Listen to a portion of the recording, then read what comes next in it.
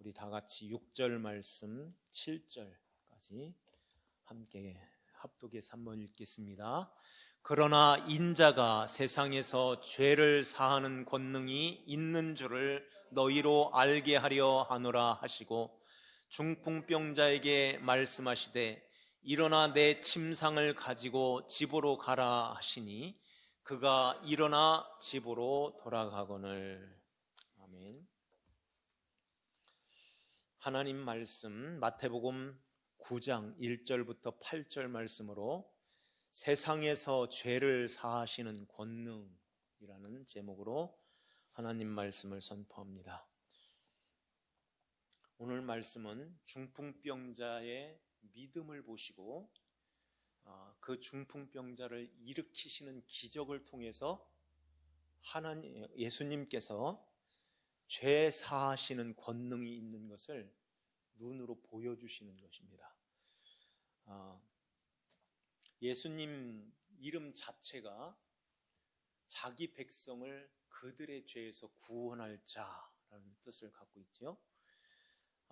이렇게 예수님께서 이 땅에 오신 것은 우리의 죄를 대신하여 십자가에 죽으심으로 우리를 구원해 주시기 위하여 하나님 자녀로 삼기 위해서 우리를 이 땅에 주님께서 오신 것이죠.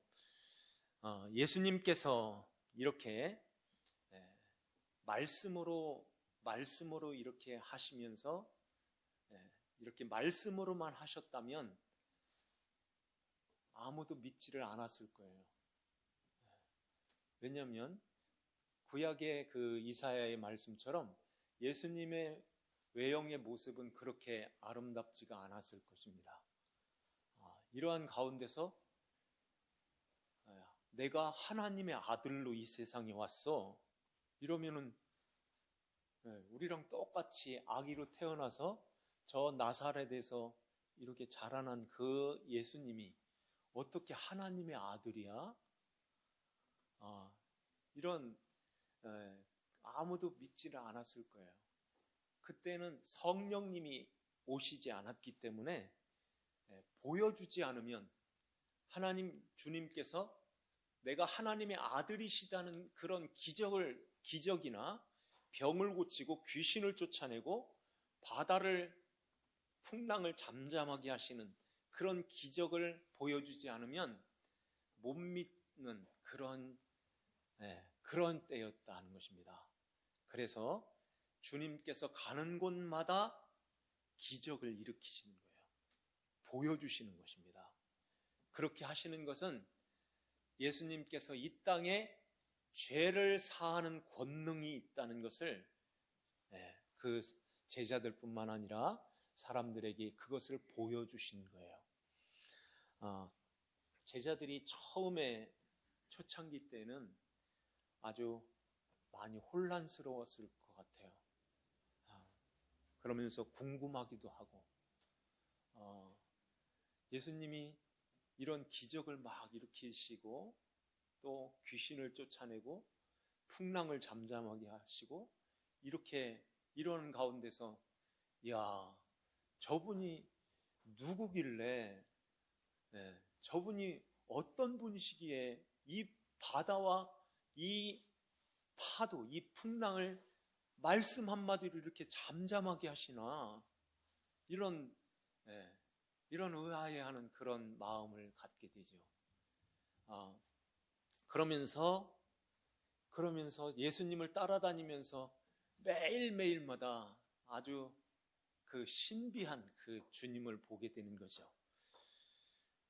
주님께서 이렇게 바다 건너편으로 배를 타고 가실 때도 이렇게 큰 폭풍우라고 하죠. 폭풍우가 몰아쳐올 때 말씀 한마디로 잠잠하라, 고요하라 이렇게 말씀하실 때 그 엄청난 그 파도가 그냥 푹 주저앉는 거예요.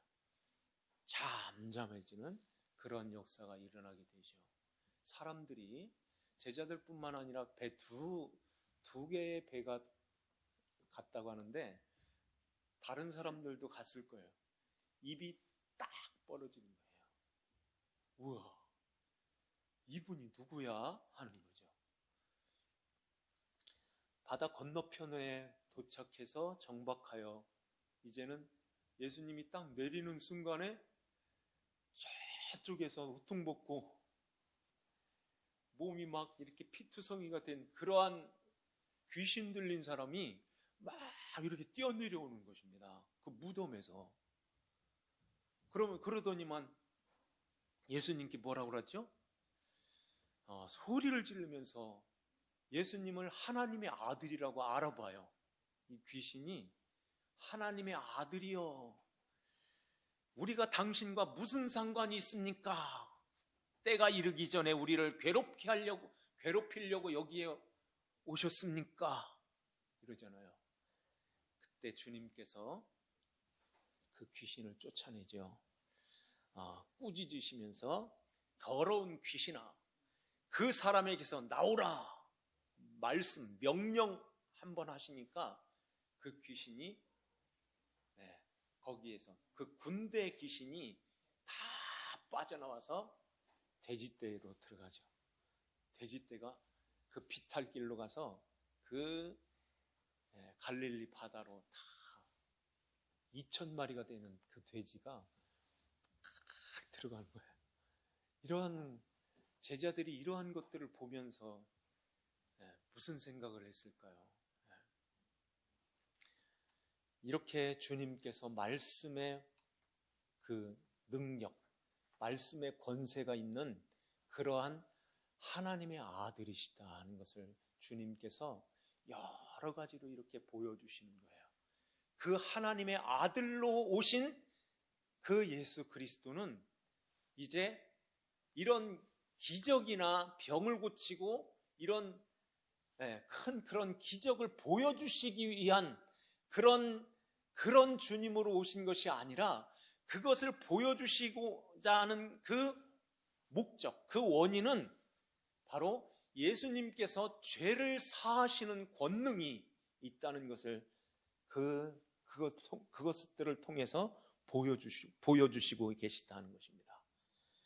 이렇게 주님께서 이렇게 많은 그런 기적 가운데서 주님이 오늘 여기 6절 말씀에 그러나 인자가 세상에서 죄를 사하는 권능이 있는 줄을 너희로 알게 하려 하노라, 이것을 알려주시기 위하여서 주님께서 중풍병자를 고쳐주시는 거예요.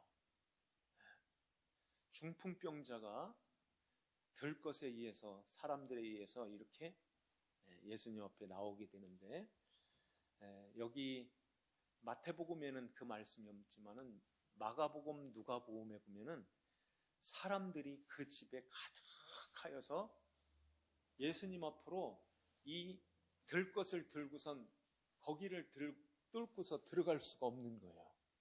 그래서 어떻게 하죠? 지붕으로 올라가요. 이 사람들도 대단하죠.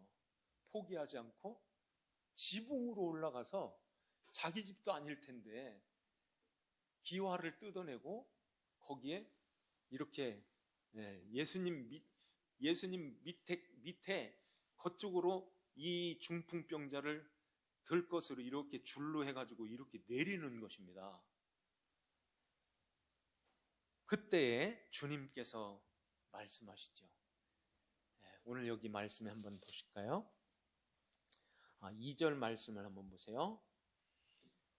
침상에 놓은 중풍병자를 사람들이 데리고 오거늘 예수께서 그들의 믿음을 보시고 중풍병자에게 이르시되 작은 자야 안심하라, 내 죄사함을 받았느니라, 이런 말씀하십니다. 그들의 믿음을 보셨다 그래요. 그러면은 그들의 믿음이 어떤 믿음이었을까요?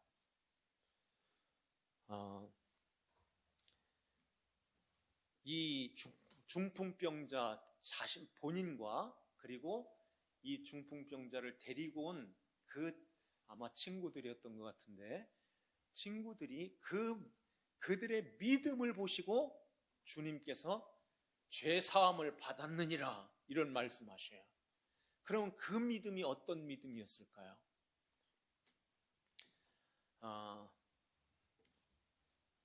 중풍병자는 아마 이런 믿음이었나요? 예수님께서 이런 기적을 일으키고 많은 그러한 병자를 일으키고 또 귀신을 쫓아내는 그것들을 내가 들었습니다. 나도 고쳐주실 줄 믿습니다. 예수님은 하나님의 아들이시기에 이런 기적을 일으키시는데 나의 병도 고쳐주실 줄 믿습니다. 그 주위에 그 친구들의 믿음, 그 친구들도 우리 친구인 이 중풍병자를 고쳐주실 줄 믿습니다. 능력 있는 하나님의 아들이십니다. 이런 믿음을 가졌을까요? 아니면 지붕을 뚫고서 이렇게 예수님 앞으로 이렇게 내리는 이러한 것들을 보면서 이야, 예수님이 대단한 믿음이다. 그런 믿음을 예수님이 보셨을까요? 믿음이라는 것은 내가 발휘하여 하나님 앞에 이렇게 기특한 일을 하여 나가는, 이걸 믿음이라고 하지 않아요. 믿음은 선물로 주어지는 것입니다. 하나님의 택한 하나님 백성들에게 이 믿음을 선물로 주시는 거예요. 그러면은 하나님께서 이렇게 하시나요? 내가 너에게 믿음을 선물로 줄 거니까 선물로 받아, 이러면서 이렇게 선물로 주는 거예요? 선물로 준다는 말씀이 뭘까요?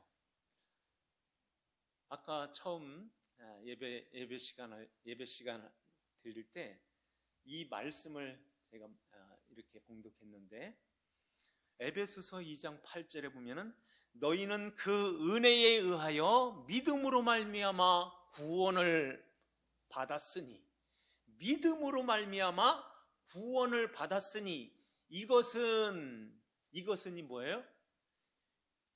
은혜로 말미암아 믿음으로 구원받은 이것은 너희에게서 난 것이 아니요 하나님의 선물이라, 이런 말씀하시는 거예요. 하나님의 선물이라는 것입니다. 그러면은 그 믿음은, 우리에게 믿음이 어떻게 주어지게 될까요? 믿음은 들음에서 난다고 하죠. 들음에서 나며, 그 들음은 누구의 말씀이에요? 그리스도의 말씀. 그리스도의 말씀으로 말미암느니라 그래요. 그러니까 믿음이라는 대상이 예수 그리스도신데, 그 예수님이 어떤 분인가 하는 것을 아는 거예요. 그 예수님이 어떻게 이 세상에 왜 오셨는가, 그리고 이 세상에 오셔서 나를 위해서 무엇을 해주셨는가, 나는 그럼 또 누군가, 이러한 것들을 아는 데서 믿음이 생겨지는 것입니다. 그러면 그분을 어떻게 알게 되었을까요? 이게 선물인 것입니다. 아무리 이야기를 해줘도, 성경을 펴주고선 구절구절 찾아가지고선 이렇게 이야기를 해도 못 듣는 사람이 있어요. 안 듣는 사람이 있고, 아예 못 듣는 사람도 있고, 딱 닫아버리는 사람도 있어요. 그런데 이렇게 수많은 사람들 가운데서 나는 그분을 어떻게 알아들었을까? 그분을 나는 어떻게 알게 되었을까 하는 거예요. 어떻게 알게 됐어요? 똑똑해서 알았어요? 내가 연구해가지고 공부해서 그분을 알게 됐어요? 아닌 것입니다. 하나님께서 우리에게 가르쳐 주시는 거예요. 성령 하나님을 우리 안에 주셔서 그 하나님 그 말씀을 누군가 나에게 처음 그 복음을 말씀해 주실 때에 그게 들려지는 거예요. 그걸 알게 되는 거예요. 그러면서 이분은 보통 사람이 아니네. 이분이 그러한 기적을 행하시고 이런 병자를 고치시고 이러한 것들을 통해서 많은 것들을 이렇게 보여주실 때 그 중풍병자와 그 중풍병자의 그 친구들, 그들이 단순히 그러한 이 병도 고칠 수 있겠네, 내 중풍도 고쳐줄 수 있겠네, 이런 수준에서 아는 것이 아니라 그 예수님이 왜 나병 환자를 고쳐주셨지? 그 나병 환자를 깨끗하게 하시고 왜 그 모세에게 명한 그 예물을 제사장한테 가서 그 예물을 드리라고 그랬지? 그 예물이 무엇일까? 이 모든 것들을 구약 성경을 잘 알고 있던 그들은 그 예수님이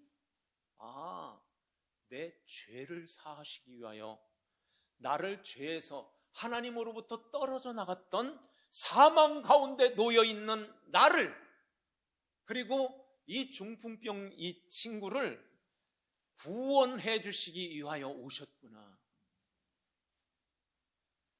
그래서 주님께서 이렇게 주님이 우리의 모든 죄를 다 담당하시고 십자가에 돌아가시는 분이구나. 이것을 믿었다 하는 것입니다. 그래서 믿음은 선물로 오는 거예요. 믿음, 구원은 바깥에서 들어오는 것이지 내 속에서 나오는 것이 아닌 거예요. 이건 엄청나게 중요한 거예요. 내 속에서 나오는 것이 사람을 더럽게 한다고 그러죠. 내 속에서 나와서 하나님 앞에 아무리 기특한 일을, 아무리 좋은 것, 아무리 많은 것들을 하여서 간다 할지라도 하나님께서 그것을 어떻게 여기실까요? 바울이 그걸 알았던 거예요. 그것은 똥이라고, 배설물 같은 거라고. 그것은 말라기에서 총독에게 갖다 줘봐라, 그것은 똥이야 하는 거예요. 우리가 만들어서 가는 그것은 믿음이 아니다 하는 것입니다. 그래서 주님이 우리에게 들어오셨고, 들어오실 때에 들어가도 되겠니? 허락받고 들어오시는 것이 아닌 거예요. 하나님 택한 주의 백성들에게 안에 들어오시는 것입니다.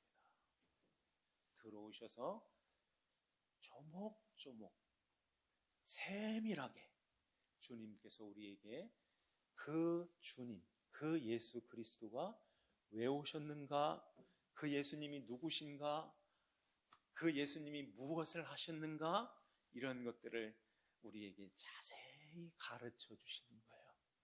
그러면서 우리 안에서 믿음이 딱 주어지게 되는 것입니다. 그러네요 하는 거예요. 동의가 일어나는 것입니다. 우리 안에서 아멘이 일어나는 거예요. 그래서 주님께서 이렇게 나를 이렇게 구원하여 하나님의 자녀로 삼기 위해서 주님이 이 땅에 하늘의 그 영광, 그 보좌, 그 하나님과 동등됨을 취하지 아니하고 거기를 비워 가장 낮은 사람의 모양, 사람의 종으로 이 땅에 오셔서 자신을 십자가에 죽기까지 아버지의 뜻에 복종하여 우리를 구원하여 주셨다 하는 것입니다. 그래서 우리가 그 십자가의 공로로 힘입어 그 십자가의 공로로 구원받아 하나님의 자녀로 이렇게 거듭나는 거예요. 그래서 그래서 이 중풍병자에게 그 말씀하는 것입니다. 작은 자야, 안심하라. 내 죄사함을 받았느니라. 지난번 성경에는 소자야, 안심하라 그러죠. 이 작은 자, 이 작은 자라는 말은 지난번에 예수님 제자들이 그 갈릴리에서 그 예수님 부활하신 다음에도 고기 잡으러 나가잖아요. 거기에서 예수님께서 얘들아 이렇게 부르시죠.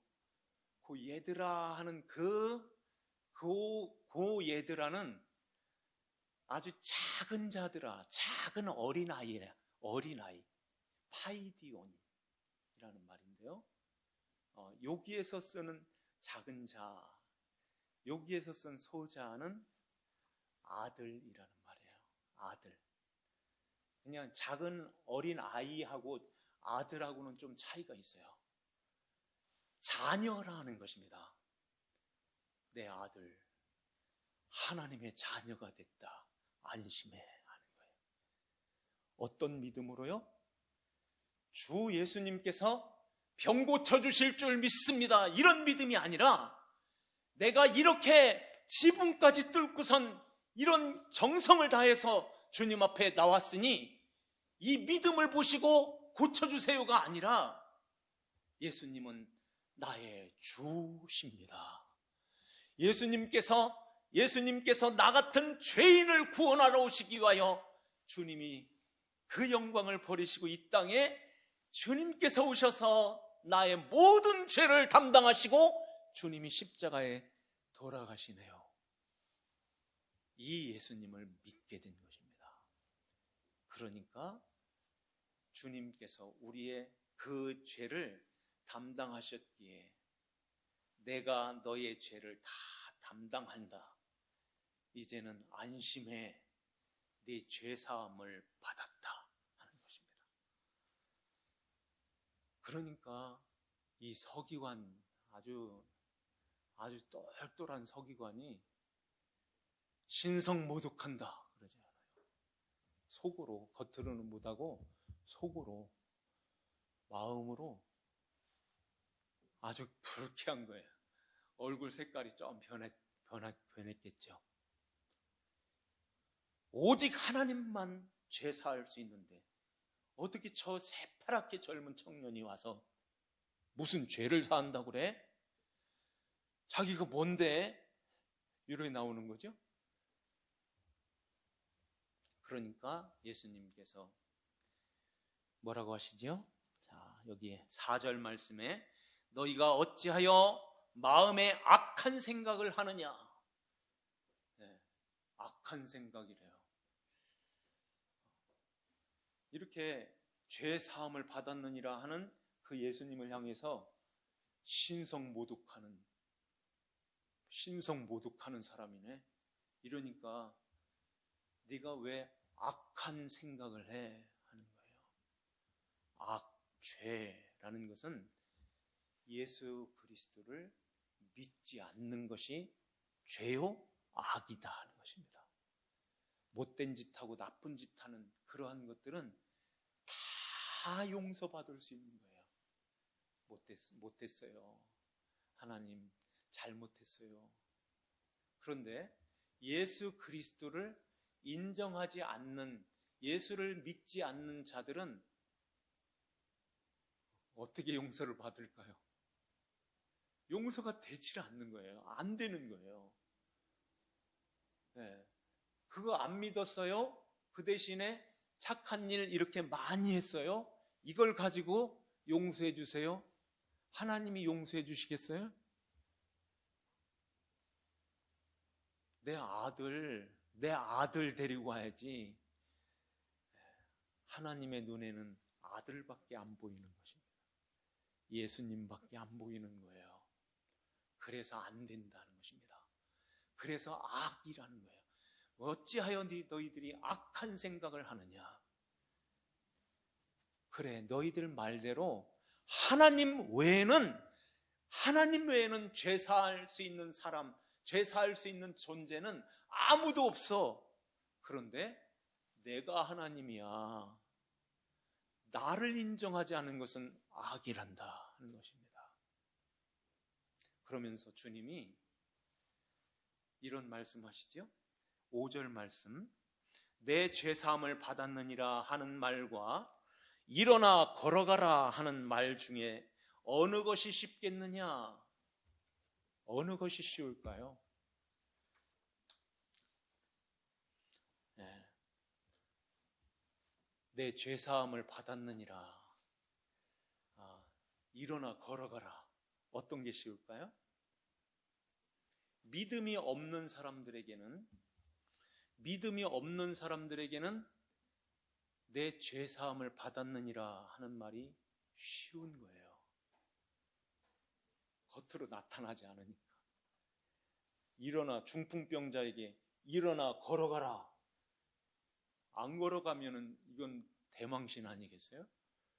그런데 믿음을 가진, 믿음의 눈을 가진 하나님의 백성들, 하나님 앞에서는 죄 사함을 받았느니라, 이것이 훨씬 더 어려운 것입니다. 왜냐하면 아무나 못하는 거예요. 오직 죄 사함을 받았느니라 하는 그 말씀을 하시는 분은 예수님 한 분밖에 없는 것입니다. 하나님으로 오신 그 예수님 한 분밖에 내 죄사함을 받았느니라 하는 말씀을 다른 어떤 사람, 어떤 존재도 그 말을 할 수 없기 때문에 이것은 어렵고 어려운 거예요. 안 되는 거죠. 아예 안 되는 거예요. 다른 사람들은 아예 안 되는 것입니다. 그래서 고등 종교를 가지고 있는 그 법전을 가지고 있는 그런 고등 종교도 안 되는 거예요. 불교나 마흐메트나 공자나 유교나 다 안 되는 것입니다. 예수님만 되시는 거예요. 그러면은 증명해봐요. 예수님만 되는 게 어떻게 예수님만 돼? 이기주의자들이 아니야? 독선주의네? 이런 생각을 하는 사람들이 있죠. 그러면은 우리가 이렇게 답변을 해줘야 하잖아요. 글쎄, 나도 잘 이렇게 나가면 안 되죠. 예수님만 죄사함을 받습니다. 예수님만 이 말씀을 하실 수 있습니다. 왜냐하면 이걸 대답을 해줘야죠. 왜 그럴까요? 왜 그럴까요? 예수님만 살아나셨기 때문에 그래요. 부활하셨기 때문에 그렇습니다. 이 세상의 모든 사람들은 이 죄의 사망을 이길 사람은 아무도 없는 거예요. 그래서 무덤이 그대로 있어요. 공자의 무덤, 석가의 무덤, 마호메트의 무덤, 이 세상의 모든 사람들의 그 무덤이 공동묘지에 무덤에 다 갇혀 있어요. 그런데 예수님의 무덤만 비어 있다는 것입니다. 예수님의 무덤만 예수님의 시신이 없는 거예요. 살아나셨기 때문에 그렇습니다. 그래서 그분이 하신 모든 말씀이 다 진짜로 다 드러나는 거예요. 진짜 하나님의 아들이네. 진짜 예수님이 나의 모든 죄를 담당하여 십자가에 죽으시고 끝난 게 아니라 다시 3일 만에 부활하셨는데 예수님 스스로 일어나셔서 부활한 것이 아니라 하나님께서 일으키셨다는 것입니다. 하나님이 일으키셨다는 거예요. 사도행전 13장에 사도 바울이 비시디아 안디옥에서 설교할 때 좀 길게 설교를 했거든요. 그 설교하는 내용에 3번, 4번 정도가 하나님이 일으키셨다 하는 말씀을 하세요. 하나님께서 하나님께서 죽은 자 가운데서 살리셨다는 말씀하십니다. 하나님께서 죽은 자 가운데서 다시 일으키사 하나님이 일으키신 거예요. 그러니까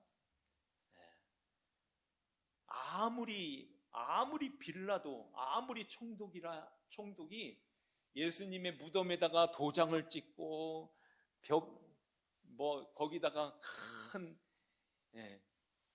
인을 새겨놓고 그랬다 할지라도 거기에 군대가 철저하게 밤낮으로 지키고 그렇게 하면서 모든 대제사장 그 종교 지도자들이 촉각을 세우면서 3일 만에 부활한다고 했는데 3일 동안 철저하게 지켜야 돼, 절대로 자면 안 돼 하면서 그들의 모든 관심이 그 예수님의 무덤에 다 가 있었다는 거예요. 그런데 어떻게 예수님의 제자들이 예수님을 훔쳐갈 수 있습니까? 부활하시고 나오셨는데 그 군병들이 대제사장한테 가서 예수님 진짜 부활했어요. 그러니까 돈을 집어주면서 지금부터 제자들이 훔쳐간 거야. 절대 부활했다고 하지 마. 절대로. 가서 예루살렘 사람들에게 가서 다 알려. 예수님의 제자들이 예수님 훔쳐갔다. 그게 됩니까? 아무리 도장을 땅 찍어놨다 할지라도 안에서 그 돌 무덤문을 확 열고서 나오시는데 안에서 밀고 나오는데 누가 그것을 막겠습니까? 댐이 터져 나오는데 그 댐을 어떻게 손으로 막겠습니까?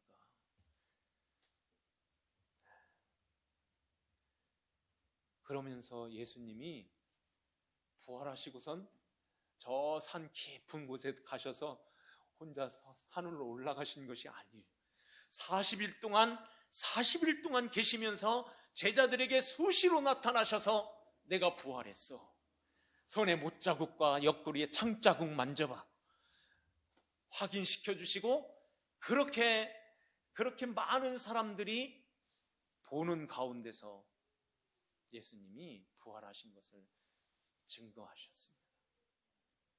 한 번은 주님이 승천하실 때 500여 형제들이 다 보는 앞에서 부활하신 것이 다 보는 앞에서 주님께서 보이셨어요. 2명만 돼도 증인이 되는데 500명이 한눈으로 딱 보고 있는데 이 예수님의 부활을 어떻게 숨기겠고 어떻게 무마를 시키겠습니까? 인류 역사에 그 기독교를 박해했던 그 시대에 이 부활을 없애려고 그렇게 용트림을 썼던 그 사람들, 아무리 때려 죽인다 할지라도, 아무리 십자가에 갖다가 박아도 예수님의 부활을 숨길 수 없고 그것을 없는 것으로 무마시킬 수가 없었다는 것이에요. 그 예수님이 그래서 하신 그 말씀들은 다 진리로 다 드러나는 것입니다. 부활하지 않고선 쏙 올라가셨다면 진짜 우리 죄가 사해졌나? 진짜 예수님의 무덤에 예수님이 그대로 계시다면 진짜 부활했나? 아니, 진짜 우리 죄사함 받은 거야? 의심할 수도 있지만은 예수님께서 이렇게 확실하게 부활하여 하나님 아버지 앞에서 이렇게 살아나신 것입니다. 그러기에 죄 사함을 받았느니라 하는 것은 너의 죄를 내가 다 담당해서 내가 다 십자가에서 청산할 거야. 그래서 네 죄가 사해졌다 하는 것입니다. 이 죄 사하는 권능, 이 권세가 그 예수님 앞에 있게 된 거예요. 그 예수님께서 죄 사하는 그 권능이 부활을 통해서 증명이 되는 것입니다. 그래서 우리가 믿음으로 죄 사함을 받고 이제는 하나님 아버지의 자녀로 거듭나는 거예요. 영접하는 자, 곧 그 이름을 믿는 자들에게는 하나님의 자녀가 되는 권세를 주셨으니 그 자녀가 오늘 여기에 작은 자야 안심하라 하는 말씀이에요. 같은 단어인 것입니다. 안심해. 하나님 자녀가 됐어. 뭘 통해서요? 주님이 믿음을 보시고 내가 준 그 믿음을 네가 간직하였구나. 그러면 자녀야. 안심해. 죄사함을 받았느니라. 이러면서 그 죄사함을 받았느니라 하는 그것을 확실하게 보여주시기 위하여 지금 아직도 중풍병자가 들것에 그 침상에 누워있는 그 중풍병자에게 말씀하시는 거예요. 일어나라 하시면서 내 침상을 가지고 집으로 가. 그러니까 주님이 명령에 이 일어나지 못했던 중풍병자가 뿔꾼 일어나서 이제는 그 들것을 주섬주섬 둘러 매고서 당당하게 그 많은 사람들이 보는 앞에서 한 걸음 한 걸음 나가는 것입니다. 자기 집을 향해서 한 걸음 한 걸음 뛰어가는 그 걸음이 어떤 거예요? 이분은 죄사함을 받으시는, 죄사하는 권세가 있으신 하나님의 아들이시다. 아들이야. 이것을 보여주는 것입니다. 그래서 그 예수 그리스도가 이제는 하나님의 백성들, 하나님 택한 교회인 우리들을 이렇게 죄를 사하여 하나님의 자녀로 삼으시고 우리를 영원한 하나님 나라 천국으로 인도하게 되시는 거예요. 그 예수님과 영원히 살게 되는 것입니다. 그 예수님을 지금 우리 안에 모셨습니까? 내가 네 안에, 네가 내 안에 거하면 이제는 너는 하나님 자녀야.